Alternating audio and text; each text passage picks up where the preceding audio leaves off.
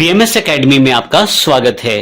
इस सेशन में हम जानकारी लेंगे ऑब्जेक्ट के अंतर्गत दिए गए नेक्स्ट सेक्शन शेपिंग के बारे में। बहुत ही इंपॉर्टेंट सेक्शन है ये। इससे हम डिफरेंट टाइप की इमेजेस को बड़ी आसानी से क्रिएट कर सकते हैं। आइए सबसे पहले हम देखते हैं कि हम शेपिंग को किस प्रकार से प्रैक्टिकली प्रयोग कर सकते हैं। इसके लिए मैं यहाँ से शेपिंग पैनल अर्थात शेपिंग डॉकर को भी यहाँ से खोल सकता हूँ ताकि मेरे पास यहाँ पे शेपिंग से रिलेटेड सभी ऑप्शंस यहाँ पे अवेलेबल हो जाएं। अब देखें यहाँ पे डॉकर पे शेपिंग डॉकर अवेलेबल हो गया है। यदि मैं ऑब्जेक्ट पे जाऊँ, शेपिंग पे जाऊँ तो ये सभी कमांड्स, ये अभी कमांड्स डिसेबल्ड हैं क्योंकि अभी मेरे पास कोई भी इमेज सिलेक्टेड नहीं है या शेप सिलेक्टेड नहीं है। इस कारण से ये सभी कमांड जो हैं अभी डिसेबल्ड हैं। Weld, trim, intersect, simplify, front minus back, back minus front, boundary इत्यादि। और यही सारी कमांड्स आपके पास यहाँ पैनल में उपलब्ध हैं। तो आइए देखते हैं किस प्रकार से हम इसका प्रयोग कर सकते हैं। इसके लिए मैं दो शेप्स का प्रयोग करूंगा। सबसे पहले मैं एक सिंपल रेक्टेंगल ले लेता हूं,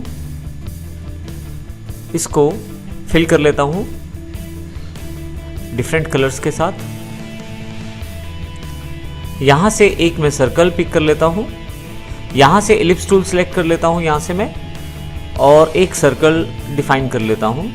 इस पे भी मैं कलर ऑर्गेनाइज कर लेता हूं और यहाँ से इसकी हेयर लाइन विड्थ बढ़ा देता हूँ। अब मेरे पास यहाँ पे दो ऑब्जेक्ट हैं और इन दो ऑब्जेक्ट के साथ हम एक्सपेरिमेंट करके देखेंगे जिसमें हम इन सभी फीचर्स को देखेंगे जो हमारे पास शेपिंग के साथ जुड़े हुए हैं। सबसे पहले हम वेल्ड की बात करते हैं। वेल्ड से आप दो ऑब्जेक्ट्स को एक बना सकते हैं, यानी कि इकट्ठा कर सकते हैं। जैसे कि हमारे पास जैसे एग्जाम्पल में देखा, एक सर्कल अवेलेबल है और एक रेक्टेंगुलर अवेलेबल है। यहाँ पे सिलेक्शन बड़ी इंपॉर्टेंट है। मैं यहाँ पे सबसे पहले क्लिक करता हूँ सर्कल को और वेल्ड टू कमांड मेरे पास यहाँ अवेलेबल है क्योंकि ऊपर से मैंने वेल्ड सेलेक्ट किया हुआ है। वेल्ड टू पे क्लिक करके मेरे पास देखें कुछ आइकॉन अवेलेबल हो गया है कर्सर के साथ, जो वेल्ड आइकॉन जैसा है, जो वेल्ड का आइकॉन है। अब मुझे दूसरा ऑब्जेक्ट सेलेक्ट करना है जिसके साथ मुझे सर्कल को वेल्ड करना है। जैसे ही मैं क्लिक करता हूँ आप देखेंगे सर्कल और रेक्टेंगुलर को एक शेप में कन्वर्ट कर दिया गया है। ये हमारे पास वेल्ड का एग्जाम्पल है। लेकिन यदि आपने ध्यान दिया हो तो हमने सबसे पहले सर्कल को सिलेक्ट किया था। मैं यहाँ से भी कंट्रोल Z कर देता हूँ। अब की बार रिवर्स प्रोसेस करते हैं। सबसे पहले मैं सिलेक्ट कर लेता हूँ रेक्टेंगल को, वेल्ड टू कमांड सेलेक्ट करता हूँ और यहाँ से सर्कल सेलेक्ट कर लेता हूँ। अब आप देखेंगे कि जो कलर और जो प्रॉपर्टीज पिक की गई हैं वो सर्कल की पिक की गई हैं। तो इस प्रकार से आप ये ध्यान रखिए सिलेक्शन में आप पहले किसको सिलेक्ट करते हैं। मैं अभी इसे कंट्रोल Z कर देता हूं फिर से। इसके अतिरिक्त वेल्ड करते वक्त आप ओरिजिनल सोर्स ऑब्जेक्ट और ओरिजिनल टारगेट ऑब्जेक्ट को बनाए रख सकते हैं। अर्थात जैसे हमने अभी एग्जांपल में देखा कि जब हम इनको वेल्ड करते हैं तो ओरिजिनल ऑब्जेक्ट हट जाता है और जो वेल्डेड ऑब्जेक्ट है वो हमारे पास अवेलेबल हो जाता है। यहाँ एक बार और करके इस एग्जाम्पल को देखते हैं।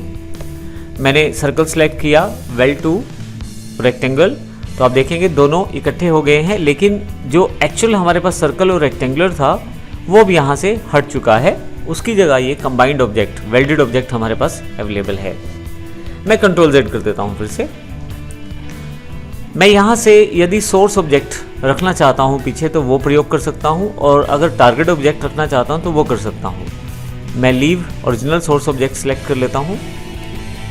मेरे पास यहाँ पहले से सर्कल सेलेक्टेड है, वेल्ड टू। अब आप देखिए मैंने सिलेक्ट कर लिया है दोनों को और वेल्ड कर दिया है। यदि मैं इसको थोड़ा सा पीछे लेके जाऊं तो सर्कल आपके पास अवेलेबल है क्योंकि हमने सबसे पहले सर्कल सेलेक्ट किया था जो सोर्स ऑब्जेक्ट था और वो हमने एज इट इज छोड़ दिया है, उसको हटाया नहीं है वहाँ वेल्डिंग होने के बाद। फिर से कंट्रोल Z। अब की बात मैं चाहता हूँ कि जो टारगेट ऑब्जेक्ट है उसको भी मैं बनाए रखूँ, अर्थात जो मेरे पास रेक्टेंगल है। इसके लिए फिर से वेल्ड टू और यहाँ से मैं सिलेक्ट कर लेता हूँ रेक्टेंगल को। यदि मैं थोड़ा सा पीछे हटा के देखूँ तो पीछे मेरे पास ओरिजिनल ऑब्जेक्ट बने हुए हैं। तो इस प्रकार ये हमारे पास वेल्ड का एग्जाम्पल है। वेल्ड कमांड से अगली जो कमांड हमारे पास उपलब्ध है वो है ट्रिम के रूप में। ट्रिम में हम एक ऑब्जेक्ट से दूसरे ऑब्जेक्ट को कट आउट कर सकते हैं। जैसे हमारे पास यहाँ सर्कल दिया गया है और मैं चाहता हूँ कुछ सर्कुलर शेप में यहाँ पे कुछ कटिंग करना रेक्टेंगुलर में, तो उसके लिए मैं ट्रिम टूल का प्रयोग कर सकता हूँ।